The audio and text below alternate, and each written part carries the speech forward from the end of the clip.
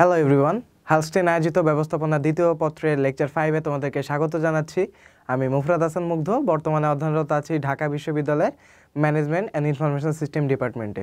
তো আজকে আমি তোমাদের সাথে আলোচনা করব ব্যবস্থাপনা দ্বিতীয় পত্রের 5 নম্বর অধ্যায় কর্মী সংস্থান নিয়ে। তো চলো দেরি না করে শুরু করে দিই। তো আজকে আমরা কর্মী সংস্থান এই অধ্যায়টি নিয়ে বিস্তারিত আলোচনা করব।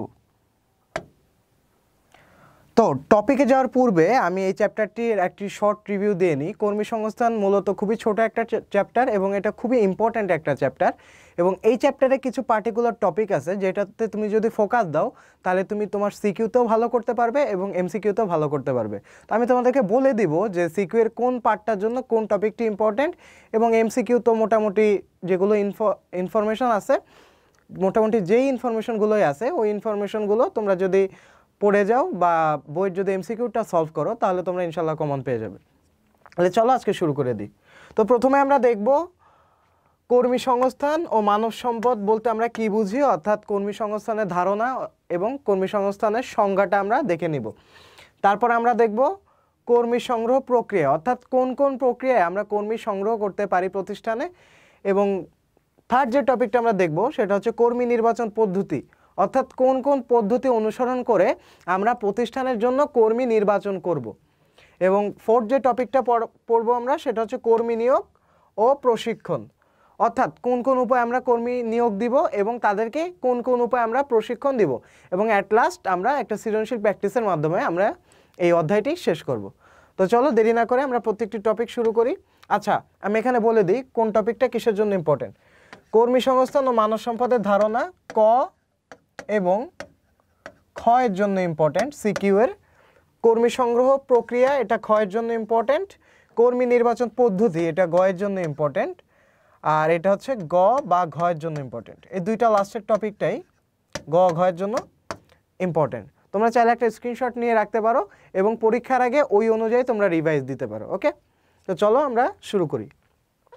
তো ফার্স্টেই আমরা যেটা দেখব সেটা হচ্ছে কর্মী সংস্থান বা স্টাফিং এর সংজ্ঞাটা, অর্থাৎ কর্মী সংস্থান বা স্টাফিং কাকে বলে। তো এই বইয়ের সঙ্গে যাওয়ার পূর্বে আমরা নর্মাল কমন সেন্সে যেটা বুঝি কর্মী সংস্থান বলতে, কর্মী সংস্থানে মূলত কি করা হয়। কর্মী প্রথমে কি করা হয়, আবেদনপত্র সংগ্রহ করা হয়। তুমি বাংলাদেশের বিভিন্ন রিক্রুটমেন্ট প্রসেস দেখো যে কিভাবে কর্মীটা নিয়োগ করা হয়। প্রথমে কি করে, তারা পত্রিকায় বিজ্ঞপ্তি দেয়, বিজ্ঞপ্তির মাধ্যমে কি করে আবেদনপত্র সংগ্রহ করে, অর্থাৎ যারা চাকরি ক্ষেত্রে আগ্রহী প্রার্থী রয়েছে তাদের থেকে আবেদনপত্র সংগ্রহ করে, এবং সংগ্রহ করার পর কি করে, বাছাই করে। সবাইকে তো আর নেওয়া যাবে না, আমার সিট খালি আছে বা পোস্ট খালি আছে ধরো 10টা, কিন্তু আগ্রহী প্রার্থীর সংখ্যা ধরো 10,000, তাহলে কি আমি 10,000 জনকে নিতে পারবো? নিতে পারবো না। এই 10,000 জনের মধ্যে সবথেকে দক্ষ যোগ্য যে ব্যক্তিটা তাকে আমার সিলেক্ট করতে হবে। ওকে, তো এক্ষেত্রে আমার কি করতে হবে, কর্মী বাছাই করতে হবে। তারপরে স্টেপ হচ্ছে কর্মী বাছাই করা, কর্মী বাছার পরে কর্মী সিলেক্ট করা। সিলেক্ট করার পরে কি কর্মী কি এসেই প্রতিষ্ঠানের জন্য ভালো কোনো আউটপুট দিতে পারবে? না, তাকে প্রতিষ্ঠানের পরিবেশের সাথে তাকে পরিচয় করিয়ে দিতে হবে। এবং কিভাবে পরিচয় করাবো, তাকে প্রশিক্ষণের মাধ্যমে তার দক্ষতা যোগ্যতাকে আস্তে আস্তে প্রতিষ্ঠানের যে পরিবেশটা রয়েছে তার সাথে পরিচয় করিয়ে দেব। ওকে, তাহলে চলো আমরা বইয়ের সংজ্ঞাতে ফিরে যাই। কি বলা আছে দেখো, প্রতিষ্ঠানের পরিকল্পনা ও সাংগঠনিক কাঠামো অনুযায়ী, প্রতিষ্ঠানের পরিকল্পনা ও সাংগঠনিক কাঠামো অনুযায়ী, এটা মনে না রাখলেও চলবে, মেইন পার্ট হচ্ছে এখান থেকে শুরু। দেখো, প্রয়োজনীয় কর্মীর সংখ্যা নির্ধারণ। তাহলে আমার ফার্স্ট স্টেপ কোনটা, সংখ্যা নির্ধারণ, অর্থাৎ আমার প্রতিষ্ঠানে কর্মীর চাহিদা কত এটা ফার্স্ট আমাকে সিলেক্ট করতে হবে। তারপরে কর্মী নির্বাচন করতে হবে, অর্থাৎ যারা যারা আগ্রহী প্রার্থী রয়েছে তাদের থেকে আমার সিলেক্ট করতে হবে। কর্মী নির্বাচন ও নিয়োগদান, এবং যাদেরকে আমি সিলেক্ট করেছি তাদের থেকে আমরা নিয়োগ দিব। কর্মী নিয়োগ দেওয়ার পরে তাদেরকে কি করা লাগবে, প্রশিক্ষণ দেওয়া লাগবে, পদোন্নতি বা পদচ্যুতির মাধ্যমে তাদের প্রতিষ্ঠানে তাদের পরিবেশের সাথে পরিচয় করিয়ে দিতে হবে। তাহলে আমরা কয়টা স্টেপ পেলাম, 5টা স্টেপ। ফার্স্টে কি, কর্মীর সংখ্যা নির্ধারণ করা। সেকেন্ড কোনটা, সেকেন্ড হচ্ছে কর্মী নির্বাচন করা। কর্মী নির্বাচন করার পর তাদেরকে কি করা লাগে, তাদেরকে নিয়োগ দিতে হবে, নিয়োগ দেওয়া। ফোর্থ স্টেপ কোনটা, তাদেরকে প্রশিক্ষণ দিতে হবে। ফিফথ অ্যান্ড সিক্সথ স্টেপ, মানে ফিফথ স্টেপের মধ্যেই দুইটা পড়ে, পদোন্নতি বা পদচ্যুতি। এটা কেন দেওয়া লাগে? পদোন্নতি বা পদচ্যুতি কেন করা লাগে? পদোন্নতি দেওয়া লাগে তাদেরকে প্রেষণা দেওয়ার জন্য, প্রেষণা দেওয়ার জন্য, বা তার যোগ্যতা যদি বেশি হয় বা দক্ষতা যদি বেশি হয় তাহলে তাকে আমি পদোন্নতি দিব। আর সে যদি এমন কোনো কিছু করে থাকে যা প্রতিষ্ঠানের নিয়ম নীতির সাথে সাংঘর্ষিক, তাহলে তাকে আমি কি করব? শাস্তি দিব। শাস্তিটা কিভাবে দিব? পদচ্যুতি দিব বা ডিমোশন যেটাকে আমরা বলি। ওকে, তাহলে এই 5টা স্টেপ আমরা যদি মনে রাখতে পারি তাহলে আমরা কর্মী সংস্থান বা স্টাফিংয়ের যে সংজ্ঞাটা রয়েছে সেটা মনে রাখতে পারবো। তাহলে নর্মাল প্রসেসে চিন্তা করো, তোমার মুখস্থ করা বা ব্রেনে প্রেশার দেওয়ার কোনো দরকার নাই। প্রথমে আমরা কি করব? আমার প্রতিষ্ঠানে কয়জন কর্মী লাগবে সেটা সংখ্যা নির্ধারণ করব। সংখ্যা নির্ধারণ করার পর কি করব? সেকেন্ড স্টেপে আমরা কর্মী নির্বাচন করব, অর্থাৎ যাদের আবেদনপত্র আমি সংগ্রহ করেছি তাদেরকে সিলেক্ট করব। সিলেক্ট করার পর তাদের মধ্য থেকে কয়জনকে আমি নিয়োগ দিতে পারবো সেটা দেখতে হবে। আমি সিলেক্ট করেছি ধরো 10 জন, কিন্তু আমার পোস্ট খালি আছে 5 জন, তাহলে আমাকে তাদের মধ্যে থেকে আবার সিলেক্ট করে তাদেরকে নিয়োগ দিতে হবে। নিয়োগ দেওয়ার পরে তাদেরকে কি করা লাগবে? প্রশিক্ষণ দেওয়া লাগবে। প্রশিক্ষণ দিয়ে তাদেরকে দক্ষতা এবং যোগ্যতা বাড়িয়ে তুলতে হবে, এবং তারপরে লাস্টে তার কাজ যদি ভালো হয় তাকে আমরা প্রমোশন দিব, তার কাজ যদি খারাপ হয় তাকে আমরা ডিমোশন দিব, বা যেটাকে আমরা বাংলায় বলি পদোন্নতি বা পদচ্যুতি। ওকে, তাহলে এইটাই হচ্ছে এই 5টা যে স্টেপ রয়েছে, এটা হচ্ছে কর্মী সংস্থানের সংজ্ঞা। আশা করি তোমরা ক্লিয়ার। তো চলো আমরা পরের টপিকতে যাই। এখন আমরা দেখব কর্মী সংস্থানের গুরুত্ব, অর্থাৎ কর্মী সংস্থান না করলে কি কি হতো প্রতিষ্ঠানে, বা কর্মী সংস্থান করাটা আমাদের প্রতিষ্ঠানের জন্য কেন জরুরি। তো চলো আমরা দেখে নিই। ফার্স্ট যে স্টেপটি রয়েছে বা ফার্স্ট যে পয়েন্টটি রয়েছে সেটা হচ্ছে যোগ্য কর্মী নির্বাচন। অর্থাৎ আমার প্রতিষ্ঠানে যদি আমি মুনাফা লাভ করতে চাই বা আমার প্রতিষ্ঠানের যদি আমি লক্ষ্য অর্জন করতে চাই, তাহলে অবশ্যই আমাকে যোগ্য দক্ষ কর্মী নির্বাচন করতে হবে। যোগ্য দক্ষ কর্মী যদি আমি নির্বাচন না করি তাহলে প্রতিষ্ঠানটা আমার সঠিকভাবে চলবে না বা প্রতিষ্ঠানটা ঠিকঠাক মতো চলতে পারবে না। তাহলে এক্ষেত্রে যোগ্য বা দক্ষ কর্মী নির্বাচন করার জন্য আমাকে অবশ্যই কর্মী সংস্থান করতে হবে। তাহলে দেখো, যোগ্য কর্মী আমি কেন নির্বাচন করব? কারণ যোগ্য কর্মীর কারণে উৎপাদনশীলতা বাড়বে, এবং উৎপাদনশীলতা যদি বাড়ে তাহলে আমার মুনাফাও বাড়বে। উৎপাদনশীলতার সাথে কিন্তু আমার সেলসটা রিলেটেড। আমি যত উৎপাদন করব তত বেশি সেলস করতে পারবো। কিন্তু আমি যদি উৎপাদনই করি, ধরো 200 প্যাকেট চিপস যদি আমি উৎপাদন করি, তাহলে কি আমি 400 প্যাকেট চিপস সেল করতে পারবো? 400 প্যাকেট চিপসের আমি মুনাফা অর্জন করতে পারবো? পারবো না। তাহলে আমার প্রোডাক্টিভিটিটা আগে বাড়াতে হবে। প্রোডাক্টিভিটিটা যদি বাড়ে তাহলে সেলস অটোমেটিক বাড়বে, এবং আমার যে মুনাফা সেটা অটোমেটিক কী হবে? বাড়বে। আশা করি ব্যাপারটা ক্লিয়ার তোমরা। তারপর সেকেন্ড যে পয়েন্টটা রয়েছে সেটা হচ্ছে মানব সম্পদের সঠিক ব্যবহার। অর্থাৎ কর্মী যারা রয়েছে আমার প্রতিষ্ঠানে যারা আমি কর্মী হিসেবে সিলেক্ট করলাম, তারা কিন্তু মানব সম্পদ। কেন তারা মানব সম্পদ? কারণ তারা আমার দেশের অর্থনীতিতে অবদান রাখছে, এবং অর্থনীতির মাথাপিছু আয় যেটা সেটা বৃদ্ধি করছে। তাহলে তারা কিন্তু নর্মাল জনসংখ্যা না, তারা কিন্তু মানব সম্পদে পরিণত হয়েছে, এবং তাদের পরে তাদের ফ্যামিলি ডিপেন্ডেন্ট। ওকে, তাহলে এক্ষেত্রে আমি কর্মী সংস্থানের মাধ্যমে কি করছি? আমার যে মানব সম্পদ রয়েছে তার একটা সঠিক বা যথোপযুক্ত ব্যবহার করতে পারছি। এই যে দেখো, এখানে যেটা লেখা রয়েছে সেটা হচ্ছে কর্মী সংস্থানের মাধ্যমে মানব সম্পদের কার্যকর ব্যবহার নিশ্চিত করা সম্ভব হয়। কর্মী সংস্থান সে লক্ষ্যে তাদেরকে উপযোগী করে গড়ে তোলে। ওকে, এটা হচ্ছে 2টা পয়েন্ট। তারপরে হচ্ছে উৎপাদনের উপকরণ সমূহ। আমরা 6M পড়েছি। আমরা জানি 2 ধরনের উপাদান রয়েছে প্রতিষ্ঠানে, একটা হচ্ছে মানবীয় আর একটা হচ্ছে অমানবীয়। এখন মানুষ কিন্তু বাকি যে উপকরণগুলো রয়েছে, অর্থাৎ বাকি যে 5টা M রয়েছে সেটা কিন্তু কন্ট্রোল করে।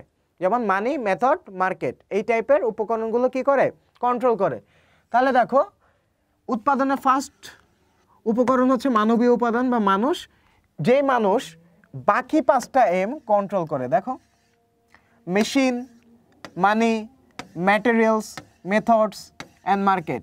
অর্থাৎ বাকি 5টা যে উপকরণ রয়েছে সেই উপকরণগুলো যদি আমি সঠিকভাবে ব্যবহার করতে চাই বা কাজে লাগাতে চাই, তাহলে অবশ্যই আমাকে কি যোগ্য দক্ষ কর্মী নির্বাচন করতে হবে। এবং এই কর্মী নির্বাচন করতে গেলে আমি কিন্তু কর্মী সংস্থানের উপর ডিপেন্ডেন্ট বা নির্ভরশীল বলতে পারি। আশা করি ক্লিয়ার ব্যাপারটা তোমাদের কাছে। দেখো এখানে কি লেখা আছে, যে প্রতিষ্ঠানকে লক্ষ্যের দিকে এগিয়ে নিয়ে যাওয়া হয় এসব উপকরণের প্রয়োগের মাধ্যমে বা সঠিক প্রয়োগের মাধ্যমে, এবং কর্মী বাহিনী নিয়োগ ও উন্নয়নে এটা মুখ্য ভূমিকা রাখে। ওকে, 4 নম্বর যে পয়েন্টটি রয়েছে সেটা হচ্ছে ব্যবস্থাপকীয় কার্যাবলী প্রয়োগে সহায়তা। অর্থাৎ কর্মী সংস্থান বাকি যে কার্যাবলীগুলো রয়েছে, অর্থাৎ বাকি যে ব্যবস্থাপনা চক্রের কাজগুলো রয়েছে, যেমন পরিকল্পনা, তারপরে সংগঠিতকরণ, বাকি যে কাজগুলো রয়েছে, এই কাজগুলোর একটা সহায়ক উপাদান কিন্তু কর্মী সংস্থান। এই কর্মী সংস্থান যদি তুমি না করো, বাকি কাজগুলো কিন্তু কি তুমি প্রপারলি করতে পারবে না। তাহলে অবশ্যই তোমার কর্মী সংস্থানটা গুরুত্বপূর্ণ, বাকি ব্যবস্থাপকীয় কার্যাবলী যদি তুমি ঠিকভাবে সম্পন্ন করতে চাও। ওকে, এরপরে চলো দেখে আসি পরের পয়েন্টে বলা আছে উপযুক্ত কর্মীকে সঠিক স্থানে স্থাপন। অর্থাৎ এই কথাটার মাধ্যমে মূলত কি বোঝাচ্ছে, ধরো আমার একজন কর্মী আছে যে মূলত আইটি সেক্টরে অনেক দক্ষ, কিন্তু আমি তাকে দিয়ে রাখলাম অন্য এক সেক্টরে, অর্থাৎ মার্কেটিং সেক্টরে, তাকে সেলস এক্সিকিউটিভ হিসেবে দিয়ে রাখলাম। তাহলে কিন্তু আমি তার পটেনশিয়ালিটি যা রয়েছে তার সর্বোচ্চ ব্যবহার কিন্তু নিশ্চিত করতে পারছি না।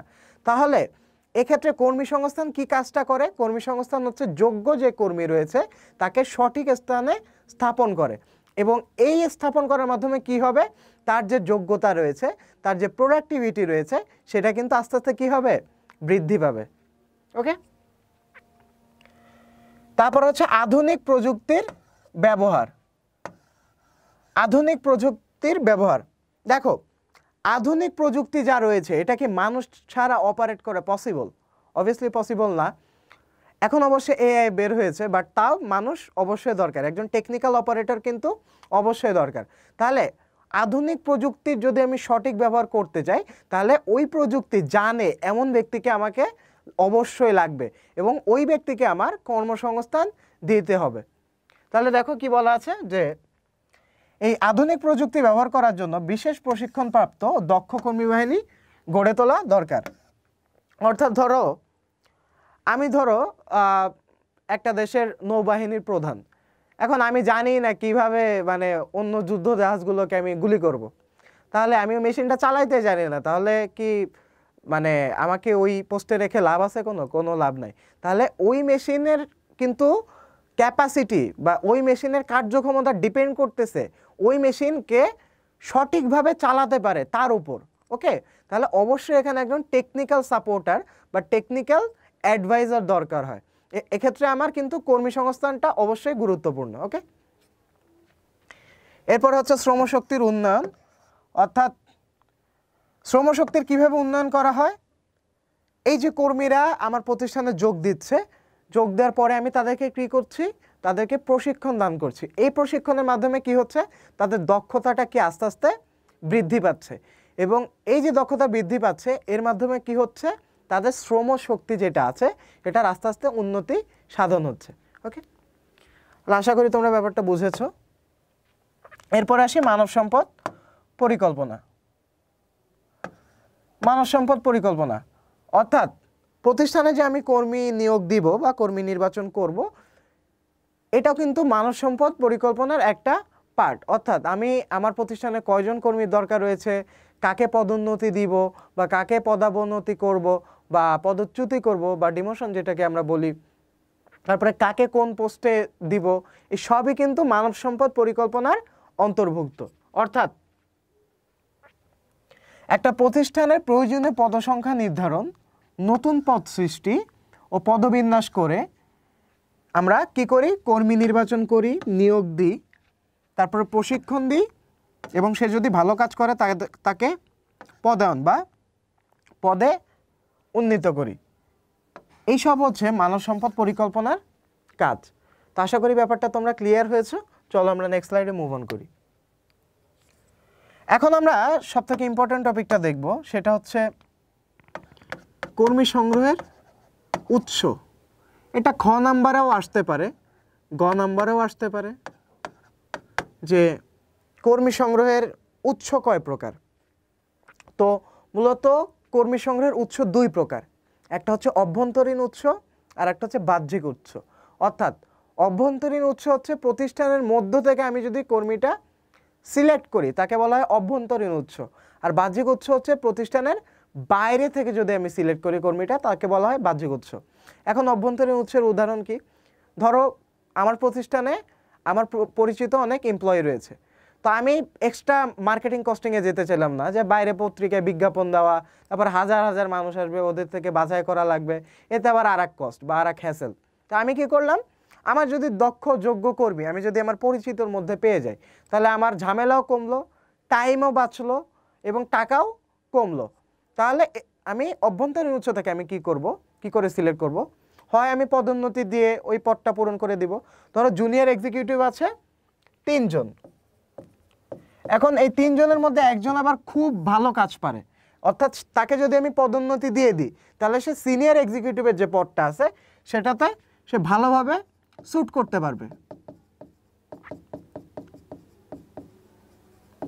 তাহলে এই যে সিনিয়র এক্সিকিউটিভের পদ যদি আমি তাকে দিয়ে দিই, বাকি 2 জন জুনিয়র কিন্তু ওই পদে অর্থাৎ জুনিয়র এক্সিকিউটিভে ঠিক আছে, তাকে যদি আমি সিনিয়র এক্সিকিউটিভ করে দিই প্রমোশন দিয়ে তাহলে কিন্তু আমার পদের যে ঘাটতিটা ছিল এই ঘাটতিটা কিন্তু পূরণ হয়ে গেল।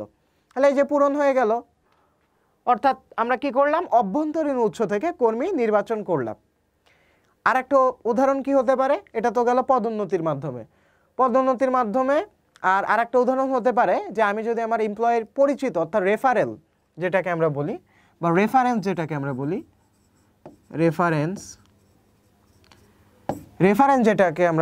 অর্থাৎ আমার কোনো এমপ্লয় যদি রেফার করে যে স্যার আমার আত্মীয় আছে এখানে ভালো কাজ করতে পারবে এই পোস্টে, তার শিক্ষাগত যোগ্যতা এত এত এত, তাই বললাম আচ্ছা ঠিক আছে তাহলে তুমি নিয়ে আসো, আমি ভাইভা বা আদার প্রসিডিওর যেটা আছে সেটা করে তাকে রিক্রুট করে দেব।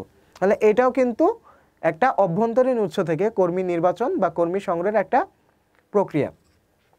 তাহলে এই গেল অভ্যন্তরীণ উৎস। তারপর হচ্ছে বাহ্যিক উৎস কি, র্যান্ডমলি যেই উৎসটা আমরা ব্যবহার করি সেটা হচ্ছে বাহ্যিক উৎস, অর্থাৎ বাইরের কোনো উৎস থেকে যদি কোনো কর্মী সংগ্রহ করা হয় তাকে বাহ্যিক উৎস বলা হয়। যেমন পত্রিকায় বিজ্ঞাপন দিয়ে যেই আমরা কর্মী সংগ্রহ করি সেটা হচ্ছে বাহ্যিক উৎস থেকে আমরা কর্মী সংগ্রহ করি। আশা করি ব্যাপারটা ক্লিয়ার তোমাদের। তো চলো নেক্সট স্লাইডে মুভ অন করি। এরপরে আমরা দেখব অভ্যন্তরীণ উৎস থেকে কর্মী সংগ্রহের পদ্ধতি, অর্থাৎ এই যে বললাম যে প্রতিষ্ঠানের মধ্য থেকে কর্মী সংগ্রহের পদ্ধতি রয়েছে, এটা কোন কোন পদ্ধতি হতে পারে চলো আমরা দেখে আসি।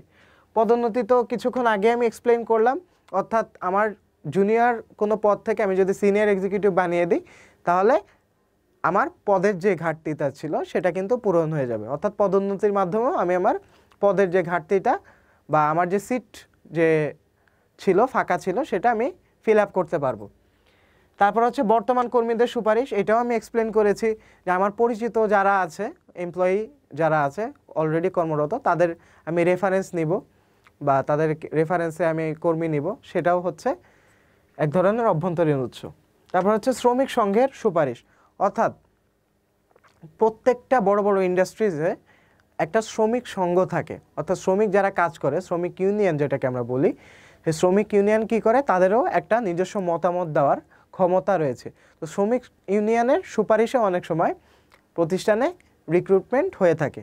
বর্তমানে বাংলাদেশে যেসব গার্মেন্টস ইন্ডাস্ট্রিজ রয়েছে প্রত্যেক গার্মেন্টস ইন্ডাস্ট্রিজে কিন্তু এক ধরনের শ্রমিক সংঘ রয়েছে এবং ওই শ্রমিক সংঘের ক্যাপাবিলিটি রয়েছে বা পাওয়ার রয়েছে, যখন কোনো কর্মী সিলেক্ট করা হয় তখন সুপারিশ করার তাদের অধিকার রয়েছে।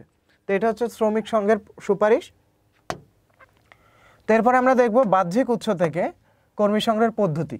তো বাহ্যিক উৎস থেকে কর্মী সংগ্রহের পদ্ধতিতে ফার্স্টে যেটা রয়েছে সেটা হচ্ছে বিজ্ঞাপন, অর্থাৎ ট্র্যাডিশনাল ওয়ে যেটা আছে, অর্থাৎ টেলিভিশন পত্রিকায় বিজ্ঞাপন দেওয়ার মাধ্যমে আমি কর্মীদের আহ্বান করি আমার প্রতিষ্ঠানে।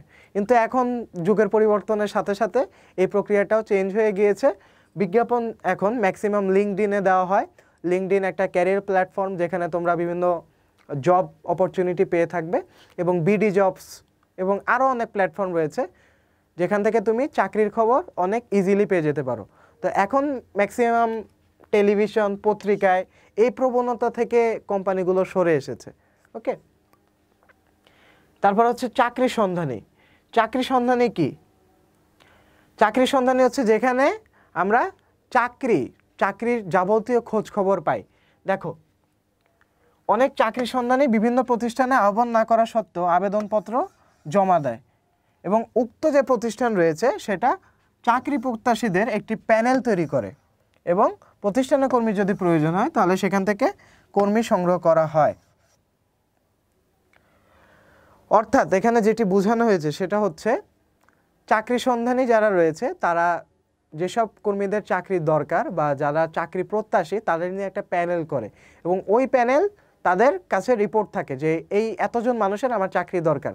তো যখন বিভিন্ন প্রতিষ্ঠান রিক্রুটমেন্ট দেওয়া হয় বা বিভিন্ন প্রতিষ্ঠান যখন রিক্রুটমেন্ট করে তখন কি করে ওই প্যানেল থেকে তার কর্মী নিয়ে তাদের গ্যাপটা ফিল আপ করে দেয়। এটা হচ্ছে চাকরি সন্ধানী। তারপরে হচ্ছে কর্মী সংগ্রহকারী প্রতিষ্ঠান, অর্থাৎ এটা হচ্ছে এক ধরনের এজেন্টের মতো কাজ করে, যেই এজেন্টের কাজই হচ্ছে কর্মী সংগ্রহ করা এবং এরা একটা নির্দিষ্ট কমিশন পায় এর বিনিময়ে। তো চলো আমরা দেখে আসি কি বলা আছে। এই যে রিক্রুটিং এজেন্ট চাকরি প্রত্যাশীদের পরীক্ষা নিরীক্ষা করে একটি প্যানেল তৈরি করে রাখে এবং কোনো প্রতিষ্ঠানের যদি কর্মী দরকার হয় তাহলে কমিশনের বিনিময়ে রিক্রুটিং এজেন্টের কাছ থেকে প্রয়োজনীয় কর্মী সংগ্রহ করতে পারে। অর্থাৎ এই ধরনের প্রতিষ্ঠানগুলো কি করে, সে নিজেই পরীক্ষা নিরীক্ষা করে কর্মী সিলেক্ট করে রাখে এবং যখন বিভিন্ন প্রতিষ্ঠানের দরকার হয় কর্মী তখন ওই প্রতিষ্ঠানগুলো কি করে যে আমি আর মানে এই যে আবেদনপত্র বাছাই কর্মী নির্বাচনে এই ঝামেলায় যাব না, আমি কি করব আমার যে রিক্রুটিং এজেন্ট রয়েছে তার থেকে আমি ডিরেক্ট কর্মী নিয়ে নেব এবং ওরাই পরীক্ষা নিরীক্ষা করে সিলেক্ট করে রাখবে যে কোন কর্মীটা আমাদের প্রতিষ্ঠানের জন্য ফিট এবং এই বিনিময়ে আমি এই যে রিক্রুটকারী যে এজেন্ট প্রতিষ্ঠানটা রয়েছে তাকে একটি নির্দিষ্ট অঙ্কের মুনাফা দেব বা কমিশন দেব। ওকে, এটা হচ্ছে কর্মী সংগ্রহকারী প্রতিষ্ঠান। তারপরে বিশ্ববিদ্যালয় কলেজ, তো তোমরা তো অলরেডি কলেজে পড়ছো, এই কলেজ বা বিশ্ববিদ্যালয়গুলোতে বিভিন্ন কোম্পানি থেকে জব ফেয়ার হয়, বিভিন্ন যে ফেস্টিভ্যালস থাকে এই ফেস্টিভ্যালসে অনেক জব অপরচুনিটি থাকে বা ক্যারিয়ার অপরচুনিটি থাকে। তো এই ফেস্টগুলোতে তোমার বিভিন্ন কোম্পানি তাদের যেসব রিক্রুটমেন্ট প্রসেস আছে বা তাদের যেসব রিক্রুটমেন্ট আছে জব রিক্রুটমেন্ট আছে সেই অফারগুলো নিয়ে তোমাদের কলেজ বা বিশ্ববিদ্যালয়ে হাজির হয় এবং ওইখান থেকে তারা ডিরেক্টলি আবেদনপত্র সংগ্রহ করে এবং পরবর্তীতে বাছাইয়ের মাধ্যমে কর্মী নির্বাচন করে। এটাও এক ধরনের প্রক্রিয়া। আশা করি তোমরা বুঝতে পেরেছো। এরপর হচ্ছে রেফারেল। রেফারেল মানে এটা সোজা বাংলা হচ্ছে এটা সুপারিশ, অর্থাৎ কেউ প্রতিষ্ঠানে অলরেডি যারা কর্মরত রয়েছে তারা যদি কাউকে সুপারিশ করে তখন সেটাকে বলা হয় রেফারেল। এবং বৃত্তিমূলক প্রশিক্ষণ কেন্দ্র কি? বৃত্তিমূলক প্রশিক্ষণ কেন্দ্র হচ্ছে আমি প্রশিক্ষণের মাধ্যমে আমি একদল অদক্ষ যারা রয়েছে এই অদক্ষ কর্মীকে আমি কি করব, তাদেরকে প্রশিক্ষিত করব, যোগ্য করে গড়ে তুলব এবং তাদের থেকে যারা বেস্ট তাদেরকে আমি আমার প্রতিষ্ঠানে কর্মী হিসেবে সিলেক্ট করে নিয়ে আসবো এবং তাদেরকে এককালীন ভাতাও দেওয়া হয়, অর্থাৎ যেটাকে আমরা বলি বৃত্তিমূলক প্রশিক্ষণ। বৃত্তি মানে কি, তোমার এককালীন একটা নির্দিষ্ট অঙ্কের টাকা যেটা দেওয়া হয় সেটা হচ্ছে বৃত্তি। আশা করি তোমরা ক্লিয়ার। এরপরে আমরা দেখব বাংলাদেশের শিল্প প্রতিষ্ঠানে কর্মী নির্বাচন পদ্ধতি। এটা একটা ডেমো দেওয়া আছে, এই যে 10টা ধাপ দেওয়া আছে, কিন্তু বাংলাদেশে যেসব তোমার কর্মী নির্বাচন পদ্ধতি রয়েছে ম্যাক্সিমামই এই 10টা স্টেপ ফলো করে। কেউ হয়তো 8টা স্টেপ ফলো করে বা 7টা এরকম হতে পারে, বাট এই 10টা স্টেপ কম বেশি সবখানেই তোমার ফলো করা হয়ে থাকে। তো কর্মী নির্বাচন পদ্ধতিতে ফার্স্ট অফ অল তুমি চিন্তা করো, এটা তোমার মুখস্থ করার দরকার নেই, তুমি জাস্ট ইমাজিন করো এবং মিলালে দেখবা অটোমেটিক তুমি খাতায় লিখে দিয়ে আসতে পারতেছো। তাহলে দেখো ফার্স্টে আমি কি করি, যখন আমার কর্মী দরকার হয় ফার্স্টে আমি আবেদনপত্র আহ্বান করি পত্রিকার মাধ্যমে। কি করি, আবেদনপত্র আহ্বান করি, অর্থাৎ যারা যারা আগ্রহী আসো আমার প্রতিষ্ঠানে কর্মী দরকার। সেকেন্ড যে স্টেপটা কি করি, আবেদনপত্র গ্রহণ করি, অর্থাৎ যারা যারা আবেদন করেছে তাদের আবেদনপত্রটা আমরা নিই।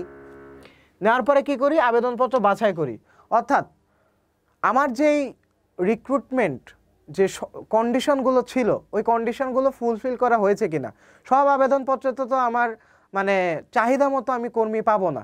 ধরো আমার সিজিপিএ দরকার, ন্যূনতম সিজিপিএ দরকার 3, তো একজন ধরো আবেদন করে বসলো 2.5 প্রাপ্ত একজন সিজিপিএ হোল্ডার, সে আবেদন করে বসলো। তো এরকম আরও শত শত আবেদন করে থাকতে পারে। তো এই যে আবেদনপত্র বাছাই করলাম, বাছাই করার মাধ্যমে যারা আমার কন্ডিশনের সাথে মেলে না তাদেরকে আমি কি করে দিব, বাদ করে দিব। তারপরে বাছাইকৃত প্রার্থীদের তালিকা তৈরিকরণ, অর্থাৎ আবেদনপত্র যারা আমার কন্ডিশনের সাথে মেলে তাদের আমি একটা তালিকা করব, এই কজন আমার সিলেক্টেড হয়েছে। তারপরে আমি পরীক্ষা নিব, প্রাথমিক বাছাই পরীক্ষা নিব, যে যারা আবেদনপত্রে সিলেক্টেড হয়েছে তাদের থেকে আমি প্রাথমিক বাছাই নেব।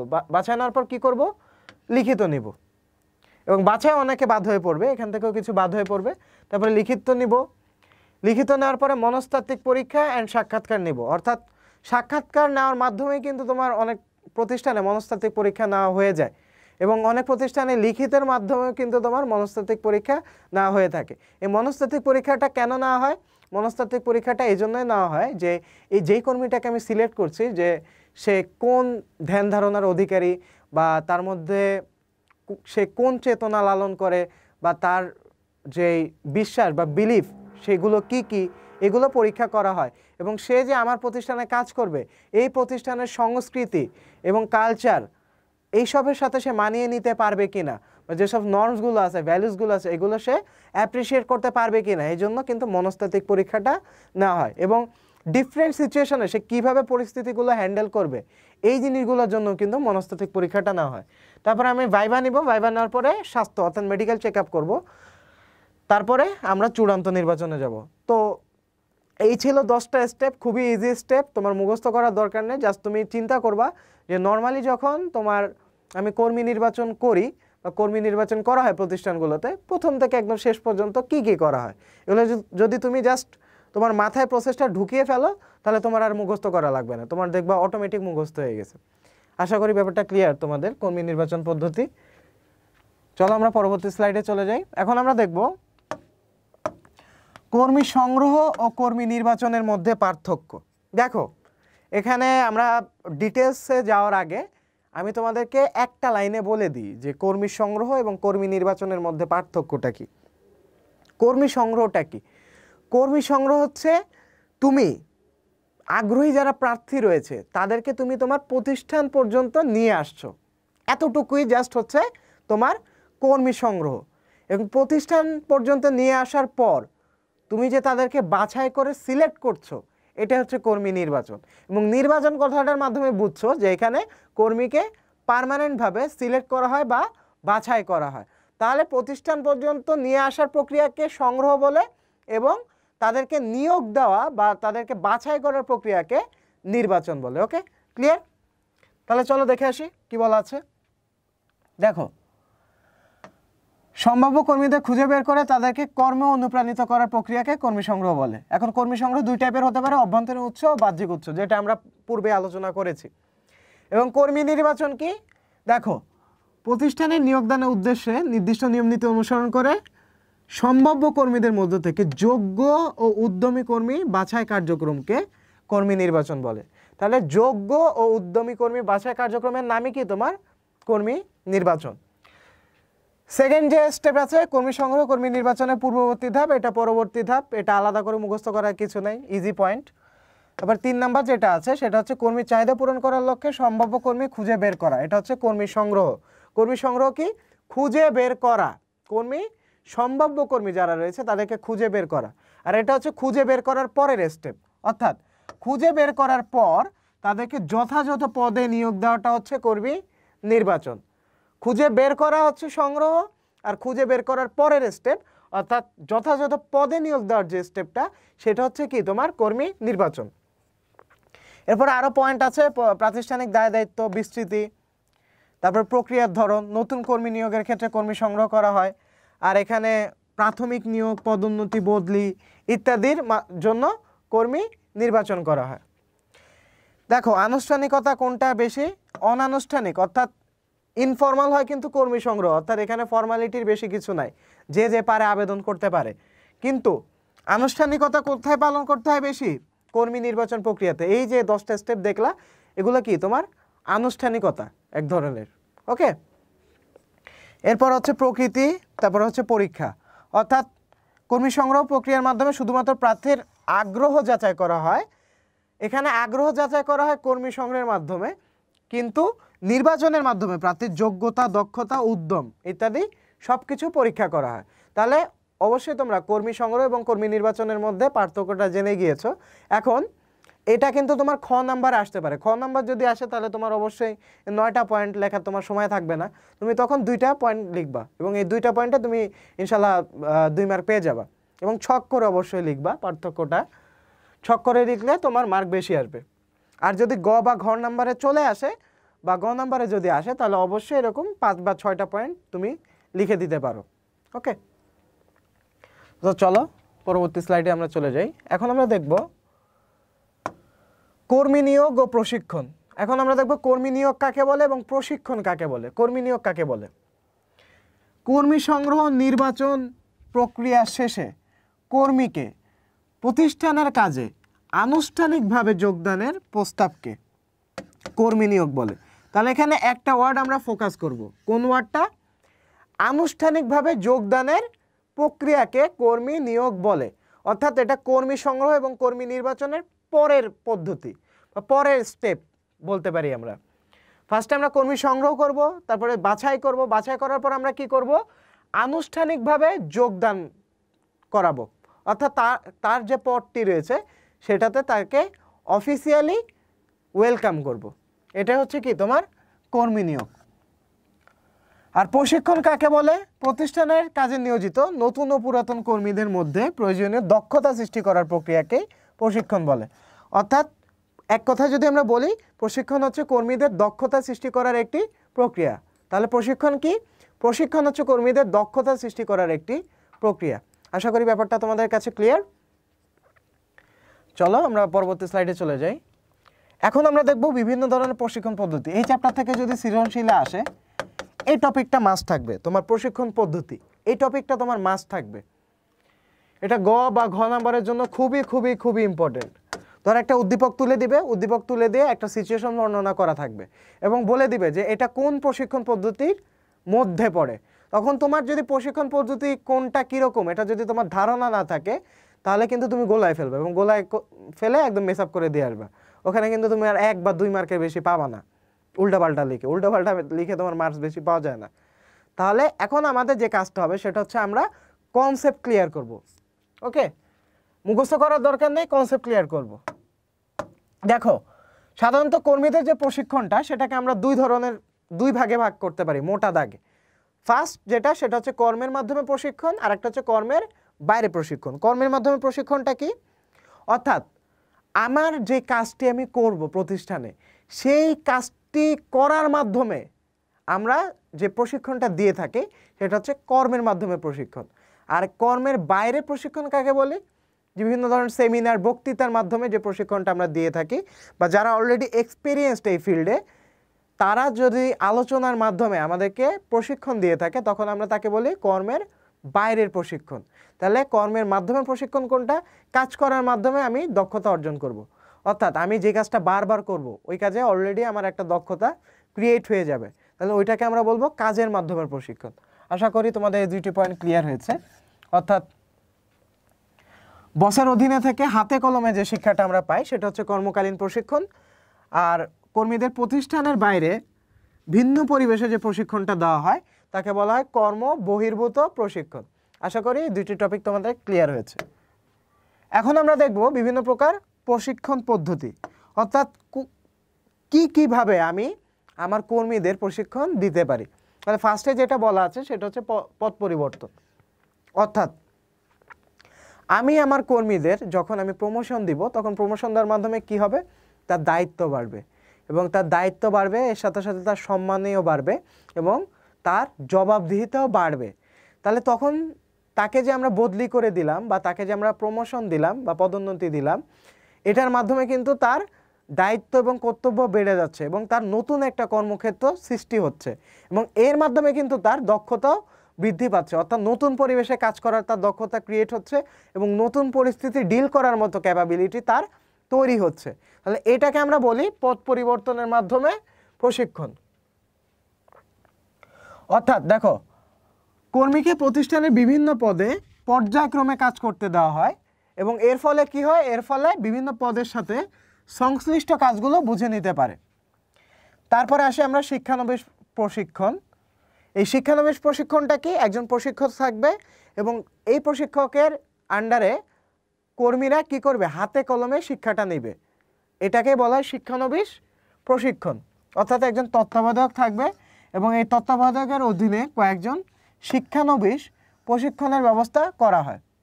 প্রশিক্ষক কি করবে, বক্তৃতা ও হাতে কলমে তাদের কাজ করার কৌশলটা দেখায় দিবে এবং কর্মীরা এরপরে কি হবে, প্রশিক্ষণ শেষে স্থায়ীভাবে নিয়োগ দান করা হবে। তাহলে এখানে তিনটা ব্যাপার আমরা দেখতেছি। একজন তত্ত্বাবধায়ক থাকবে, তত্ত্বাবধায়কের আন্ডারে কয়েকজন কর্মী থাকবে এবং এই কর্মীরা কি করবে, তত্ত্বাবধায়কের সুপারভিশনে থেকে হাতে কলমে শিক্ষা নেবে এবং হাতে কলমে শিক্ষা নিয়ে যদি সন্তুষ্টজনক হয় তাদের প্রশিক্ষণটা, তাহলে তারা স্থায়ীভাবে নিয়োগ পাবে। তাহলে এখানে কি, স্থায়ীভাবে আগে কিন্তু নিয়োগ পাচ্ছে না। তারপর আসে কোচিং পদ্ধতি। এই কোচিং পদ্ধতিতেও কিন্তু একজন প্রশিক্ষক বা কোচ থাকবে এবং এর অধীনে কয়েকজন কর্মীকে নির্দিষ্ট করে দেওয়া হবে। কয়েকজন কর্মীকে কি করা হবে, নির্দিষ্ট করে দেওয়া হবে এবং কোচ কর্মীকে কাজের পদ্ধতি সম্পর্কে শিক্ষা দিবে এবং ব্যবহারিক জ্ঞান দানের জন্য এই পদ্ধতি অনুসরণ করা হয়। অর্থাৎ বিভিন্ন স্পোর্টসে যে দেখবা যে কোচ রাখে, একজন কোচ মূলত কি করে, কোচ প্লেয়ারদের কোচিং করায়, অর্থাৎ তাদেরকে হাতে কলমে শিক্ষা দেয় বা প্রশিক্ষণ দেয় বা তাদেরকে থিওরিটিক্যালিও বলে যে তোমার এই কাজগুলো করা উচিত, এই কাজগুলো থেকে তোমাকে বিরত থাকতে হবে এবং তাদেরকে ওইভাবে প্রশিক্ষণ দেয়। তাহলে কোচিং এবং শিক্ষানবিশ প্রশিক্ষণ এই দুইটার মধ্যে পার্থক্য কি? এখানেও একজন তত্ত্বাবধায়ক থাকে, অধীনে কয়েকজন থাকে, এখানেও একজন প্রশিক্ষক থাকে বা কোচ থাকে এবং অধীনে কয়েকজন থাকে এবং এখানেও হাতে কলমে শিক্ষা দেওয়া হয় বা কৌশল দেখিয়ে দেওয়া হয়, এখানেও তোমার ব্যবহারিক জ্ঞান দান করা হয়। তাহলে এই দুইটার মধ্যে পার্থক্যটা কোথায়? পার্থক্য এক জায়গায়।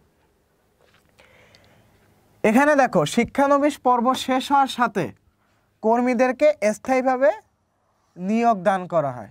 এখানে কি করা হয়, স্থায়ীভাবে নিয়োগ দেওয়া হয় শিক্ষানবিশ প্রশিক্ষণে। আর কোচিং পদ্ধতিতে কি করা হয়, এখানে কর্মীদেরকে স্থায়ীভাবে নিয়োগ দেওয়া হবে এমন কোনো গ্যারান্টি দেওয়া আছে, দেওয়া নেই। অর্থাৎ এখানে স্থায়ীভাবে নিয়োগের কোনো প্রশ্ন নেই। যদি তারা সন্তুষ্ট হয়, কোচিংয়ের পরে যদি যারা রয়েছে তাদের অধীনে, অর্থাৎ কোচের অধীনে যারা রয়েছে তাদের যে কোনো একজনকে সিলেক্ট করতেও পারে, নাও করতে পারে। যেমন বাংলাদেশ দলের যে কোচ আছে তারা কি মানে কোচিং তো অনেকজনকেই করায়, ধরো 20-30 জনকে করায়। 20-30 জনকেই কি তোমার মেইন 11-এর জন্য সিলেক্ট করে না। বেস্ট 11 যারা আছে তাদেরকেই কিন্তু দলে দেয় এবং বাকিদের ওইভাবে কোচিং করাই যায়। ওকে, তো এটা হচ্ছে মূলত পার্থক্য। আশা করি ক্লিয়ার তোমরা। এখন হচ্ছে বক্তৃতা পদ্ধতি। বক্তৃতা পদ্ধতি কি, ধরো একটা সেমিনার আয়োজন করলাম এবং সেমিনার আয়োজন করার পর ধরো আইটি ফিল্ডে একজন দক্ষ রয়েছে, তো তাকে আমি নিয়ে আসলাম। তাকে নিয়ে এসে তার যে আইটি ফিল্ডের যে অভিজ্ঞতা, সে তার অভিজ্ঞতা শেয়ার করলো এবং কি করলে কোন কোন জায়গায় ভালো হবে সে এটা শেয়ার করলো। এই যে বক্তৃতার মাধ্যমে সে তার এক্সপেরিয়েন্সটা বিভিন্নভাবে তার কর্মীদেরকে শেয়ার করছে, এর মাধ্যমেও কিন্তু কর্মীরা তার অভিজ্ঞতা থেকে একটা শিক্ষা নিচ্ছে এবং এটাও কিন্তু এক ধরনের প্রশিক্ষণ। আশা করি ব্যাপারটা ক্লিয়ার তোমাদের। এরপর হচ্ছে কেস পদ্ধতি। কেস পদ্ধতিটা কি, তোমরা যেহেতু বিজনেস স্টুডেন্ট, তোমরা ইউনিভার্সিটি লাইফে যখন উঠবে তখন তোমরা বিভিন্ন কেস স্টাডি পাবে বিভিন্ন কোম্পানির, অর্থাৎ কোন কোন কোম্পানি কোন সিচুয়েশনে কেন ফল করছিল বা তাদের কেন লস হলো। এই যে নোকিয়া মার্কেট আউট হয়ে গেল, কেন মার্কেট আউট হয়ে গেল, তো এইগুলো বিভিন্ন কেস আকারে দিয়ে থাকে। তো এই কেস স্টাডি করে আমার কি করতে হয়, সলিউশন বের করতে হয়। যার সলিউশনটা বেস্ট হবে তার সলিউশনটা সিলেক্ট হবে এবং তাকে কর্মী হিসাবে নিয়োগ দেওয়া হবে। এটা হচ্ছে কেস পদ্ধতি, অর্থাৎ কেস সলভ করানোর মাধ্যমে আমার কর্মীদেরকে আমি কি করছি, দক্ষ ও যোগ্য করে গড়ে তুলছি। এটা হচ্ছে কেস পদ্ধতি। তারপর হচ্ছে আলোচনা পদ্ধতি। আলোচনা পদ্ধতিও সেম, একটা সেমিনার আয়োজন করব, একজন দক্ষ প্রশিক্ষক ডাকবো, তাকে ডেকে তার যে কর্মীরা রয়েছে তাদের সাথে ইন্টারাকশনের মাধ্যমে তাদের প্রশিক্ষণ দেব। এখন বক্তৃতার আলোচনা পদ্ধতির পার্থক্য কি? বক্তৃতা পদ্ধতিতে জাস্ট ওয়ান ওয়ে কমিউনিকেশন, অর্থাৎ মানে যে আসবে, প্রশিক্ষক যে আসবে, সে জাস্ট বক্তৃতা দিয়ে বের হয়ে যাবে, তার অভিজ্ঞতা শেয়ার করে, তার কাজ ডান। আর এখানে আলোচনা পদ্ধতিতে টু ওয়ে কমিউনিকেশনের একটা সুযোগ আছে, অর্থাৎ অপর পক্ষ বা কর্মী যারা রয়েছে তারাও প্রশ্ন করতে পারবে বা তারাও তাদের মতামত ব্যক্ত করতে পারবে। এটা হচ্ছে আলোচনা পদ্ধতি। ওকে, তো এরপর আমরা যেটা দেখবো সেটা হচ্ছে প্রবেশনা পদ্ধতি। প্রবেশনা পদ্ধতিতে কি করা হয়? একজন শিক্ষানবিশকে উচ্চ পর্যায়ের একজন নির্বাহীর অধীনে ইন্টার্নি করতে দেওয়া হয় এবং ওই যে ঊর্ধ্বতন কর্মকর্তা রয়েছে তাদের সাথে সাথে থেকে, যারা ইন্টার্নশিপ করে তারা সাথে সাথে থেকে তাদের কাজ দেখে, খুব কাছ থেকে দেখে, এবং তারা প্র্যাকটিক্যাল বা তারা যে থিওরিটিক্যাল জ্ঞানটা সেটা তারা লাভ করে। বিভিন্ন মেডিকেল ডাক্তাররা মূলত এই যে ইন্টার্নশিপের মাধ্যমে তাদের মেডিকেল লাইফ যেটা সেটা শুরু করে। এবং এই ইন্টার্নশিপ কিন্তু ফ্রি না, তুমি 6 মাস বা 1 মাস 1 বছর যেটাই করো না কেন, তোমাকে একটা নির্দিষ্ট অঙ্কের টাকাও দেওয়া হয়। এটা হচ্ছে ইন্টার্নশিপ বা প্রবেশনা পদ্ধতি। তারপর ওয়ার্কশপ কি? ওয়ার্কশপে হচ্ছে 2 ধরনের জ্ঞানই তোমার দেওয়া হয়, একটা তাত্ত্বিক আর একটা হচ্ছে ব্যবহারিক প্রশিক্ষণ। এই 2 ধরনের প্রশিক্ষণ প্রদানের জন্য ওয়ার্কশপের আয়োজন করা হয়। ওয়ার্কশপে মূলত কি হয়? বিভিন্ন ছোট ছোট বিভিন্ন গ্রুপে আমরা বিভক্ত করে দিব এবং একজন তোমার প্রশিক্ষক থাকবে, সে বিভিন্ন গ্রুপের বিভিন্ন টাস্ক দিয়ে দিব এবং কোন কোন গ্রুপটা কোন কোন টাস্ক বেটার করতে পারতেছে সে যে কি করবে, সে যে এটা যাচাই করবে এবং যাচাই করার মাধ্যমে সে প্রশিক্ষণে সহায়তা দিবে বা সমাধানে সহায়তা করবে। তো এটাই মূলত ওয়ার্কশপের মাধ্যমে প্রশিক্ষণ। আশা করি তোমাদের প্রশিক্ষণের এই পদ্ধতিগুলো ক্লিয়ার হয়ে গিয়েছে। চলো এরপরে দেখে আসি। আচ্ছা, এখানে আমরা দেখতেছি পদোন্নতি, অর্থাৎ পদোন্নতির যে সংজ্ঞা রয়েছে সেই সংজ্ঞাটা আমরা এখন দেখব। দেখো, যখন কর্মীর পদ পরিবর্তন করে অধিক দায়িত্বের সাথে সম্পৃক্ত করে অধিক বেতন উচ্চতর পদমর্যাদা দেওয়া হয় তাকে পদোন্নতি বলে। এখানে উন্নতি যেহেতু আছে, অর্থাৎ সব উন্নতি হচ্ছে, দায়িত্বেরও উন্নতি হচ্ছে, তার বেতনেরও উন্নতি হচ্ছে, উচ্চতর পদমর্যাদা পাচ্ছে, অর্থাৎ সব প্লাস, এখানে সব ঊর্ধ্বমুখী। ঠিক আছে, এখানে তার দায়িত্ব বাড়ছে, বেতন বাড়ছে, প্লাস তার পদমর্যাদাও বাড়ছে। এটাই হচ্ছে মূলত তোমার পদোন্নতির সংজ্ঞা। এবং তোমরা তোমাদের যে বই ফলো না করো না কেন, তো সেই বই থেকে তুমি পদোন্নতি সংজ্ঞাটা লিখতে পারো, কোনো সমস্যা নেই। তোমাদের কাছে যেটা ইজিয়ার মনে হয় সেটাই করবে। এখন আমরা যে পয়েন্টটা পড়বো সেটা হচ্ছে পদোন্নতির ভিত্তি। এটাও খুবই ইম্পর্টেন্ট। এটা গ নাম্বার বা ঘ নাম্বার আসতে পারে বা ক নাম্বারেও আসতে পারে, যে জ্যেষ্ঠতা ভিত্তিক পদোন্নতি কাকে বলে, বা তোমার যোগ্যতা ভিত্তিক পদোন্নতি কাকে বলে, বা জ্যেষ্ঠতা ও যোগ্যতা ভিত্তিক পদোন্নতি কাকে বলে, এটা যে কোনো কিছুতে আসতে পারে। তাহলে তুমি কনসেপ্টটা আগে শুনে নাও। জ্যেষ্ঠতা ভিত্তিক পদোন্নতি কি বুঝতে পারতেছো? জ্যেষ্ঠ মানে কি? একটা বয়সের একটা ব্যাপার আছে, অর্থাৎ যে প্রতিষ্ঠানের সবথেকে বেশি অভিজ্ঞ এবং সবথেকে বেশি কাজ করেছে সেই ভিত্তি করে আমি যে পদোন্নতিটা দিই তাকে বলা হয় জ্যেষ্ঠতা ভিত্তিক পদোন্নতি। আর যোগ্যতা ভিত্তিক পদোন্নতি কি? যে প্রতিষ্ঠানে সবথেকে বেশি যোগ্য সেই বেসিসে যদি আমি পদোন্নতিটা দিই বা প্রমোশন দিই তখন তাকে আমরা বলি যোগ্যতা ভিত্তিক পদোন্নতি। আর যখন আমরা দুইটাই দেখি, অর্থাৎ একই সাথে অভিজ্ঞও দেখি এবং একই সাথে যোগ্যও দেখি, তখন সেটাকে বলা হয় জ্যেষ্ঠতা ও যোগ্যতা ভিত্তিক পদোন্নতি। বাংলাদেশে ম্যাক্সিমাম তোমার জ্যেষ্ঠতা ভিত্তিক পদোন্নতিটা চালু আছে, অর্থাৎ কর্মীর কার্যকাল গণনা করার পর তার ভিত্তিতে বাছাই করে পদোন্নতি দেওয়া হয়। এক্ষেত্রে জ্যেষ্ঠতম যারা কর্মী রয়েছে তাদেরকে মূল্যায়ন করা হয়, অর্থাৎ প্রতিষ্ঠানে এতদিন ধরে কাজ করছে তাদেরকে আমি পদোন্নতি দিয়ে দিই। তারপর হচ্ছে যোগ্যতা ভিত্তিক পদোন্নতি। আচ্ছা, এখানে কিন্তু দুইটা তোমার অসুবিধা রয়েছে। সেই অসুবিধাগুলো হচ্ছে এখানে মেধার মূল্যায়ন করা হয় না, অর্থাৎ যে বেশিক্ষণ তোমার কাজ করেছে প্রতিষ্ঠানে তাকেই মূল্যায়ন করা হয় এবং যোগ্য ব্যক্তি তখন অন্য প্রতিষ্ঠানে চলে যায় ডিমোটিভেট হয়ে, অর্থাৎ আমার যোগ্যতার কোনো ভ্যালু দিচ্ছে না, সে জাস্ট এই প্রতিষ্ঠানে বেশিক্ষণ সার্ভিস দিয়েছে বা সেই প্রতিষ্ঠানে বেশি দিন ছিল, এই জন্য তাকে প্রায়োরিটি দেওয়া হচ্ছে বা তাকে প্রমোশন দেওয়া হচ্ছে। এটা কিন্তু তোমার যোগ্য যারা ব্যক্তি রয়েছে তাদেরকে ডিমোটিভেট করে। আর যোগ্যতা ভিত্তিক পদোন্নতি কি? যখন কর্মী শিক্ষাগত যোগ্যতা, কর্মদক্ষতা, ন্যায়নিষ্ঠা এবং পেশাগত প্রশিক্ষণ এসব বিচারে যখন পদোন্নতি দেওয়া হয় তখন তাকে যোগ্যতা ভিত্তিক পদোন্নতি বলে। এবং এই পদোন্নতিটা যদি দেওয়া হয় তাহলে কিন্তু প্রতিষ্ঠানে যারা কর্মী রয়েছে তারা বেশি বেশি করে যোগ্যতা ও দক্ষতা অর্জন করতে সচেষ্ট হয় এবং তাদের মধ্যে একটা পজিটিভ কম্পিটিশন বিল্ড করে। তারা জানে যে এখানে যোগ্যতার মূল্যায়ন হয়, দক্ষতার মূল্যায়ন হয়। ওকে, এবং যখন আমরা দুইটাই খুঁজি, অর্থাৎ প্রতিষ্ঠানে একই সাথে বেশি দিন কাজ করেছে এবং একই সাথে যোগ্য, এই দুইটা মিক্স করে যে পদোন্নতিটা দেওয়া হয় তাকে বলা হয় জ্যেষ্ঠতা ও যোগ্যতা ভিত্তিক পদোন্নতি। আশা করি তোমাদের এই টপিকটি ক্লিয়ার হয়েছে। তো এই ছিল আজকে আমাদের কর্মী সংস্থান চ্যাপ্টারের সামারি।